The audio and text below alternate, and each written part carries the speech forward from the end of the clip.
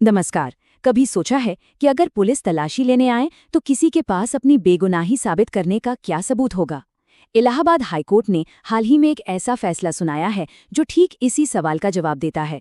और ये फैसला पुलिस की तलाशी और जब्ती की पूरी प्रक्रिया में एक बहुत बड़ा बदलाव लाने वाला है, जिसका सीधा असर हम सब पर, हमारी सुरक्षा पर पड़ने वाला है। तो ये जो बड़ा फैसला है ये आया है इलाहाबाद हाई कोर्ट से। एक मामले की सुनवाई चल रही थी और उसी दौरान कोर्ट को ये महसूस हुआ कि पुलिस की जो प्रक्रियाएं हैं उनमें पारदर्शिता की मतलब ट्रांसपेरेंसी की बहुत बड़ी कमी है। और बस इसी कमी को दूर करने के लिए ये ऐतिहासिक निर्देश जारी किया गया। चलिए सीधे मुद्दे पर आते हैं। तो कोर्ट का जो सबसे बड़ा और साफ निर्देश है वो ये है कि अब से पुलिस जो भी तलाशी और जब्ती की कार्रवाई करेगी उसकी ऑडियो वीडियो रिकॉर्डिंग करनी होगी। और हाँ, ये कोई ऑप्शन नहीं है, ये एक मैंडेटरी नियम है जिसका पालन अब हर पुलिस अधिकारी को करना ही होगा। तो सवाल उठता है कि भाई कोर्ट को इतना बड़ा कदम उठाने की जरूरत आखिर पड़ी क्यों? असल में इसके पीछे की वजहें काफी गंभीर हैं, जो सीधे सीधे आम नागरिक के अधिकारों से जुड़ी हुई हैं। देखिए, कोर्ट ने अपने फैसले में बिल्कुल साफ शब्दों में कहा है कि इस नियम का मकसद डबल है। पहला, बेकसूर लोगों को झूठे केस में फंसने से बचाना, और दूसरा, ये पक्का करना कि जो असली अपराधी हैं वो सिस्टम की कमियों का फायदा उठाकर कहीं बच ना निकलें।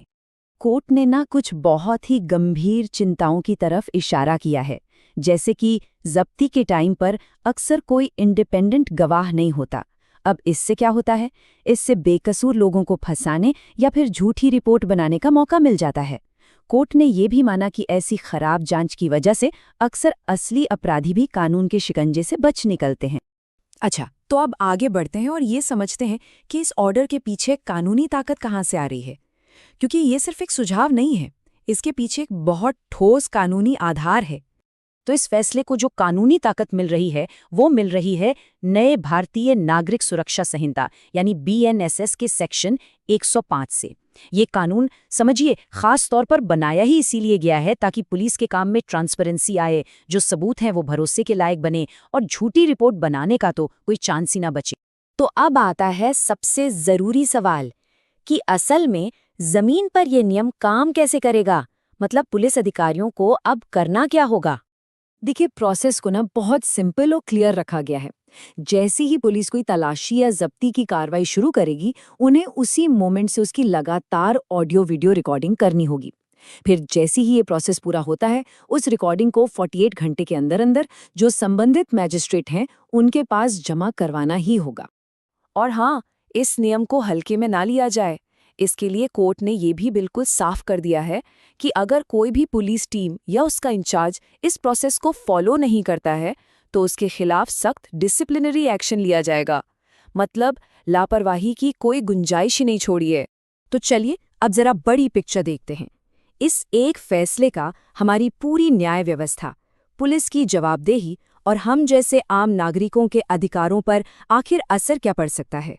तो कुल मिलाकर देखें तो इस फैसले के 3 बड़े फायदे नजर आते हैं।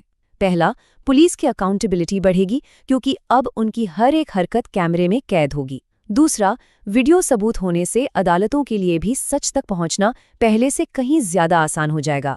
और सबसे जरूरी बात, ये आम लोगों को पुलिस की किसी भी तरह की मनमानी से बचाने के लिए एक सुरक्षा कवच की तरह काम कर सकता है। लेकिन एक सबसे बड़ा सवाल अभी भी बना हुआ है।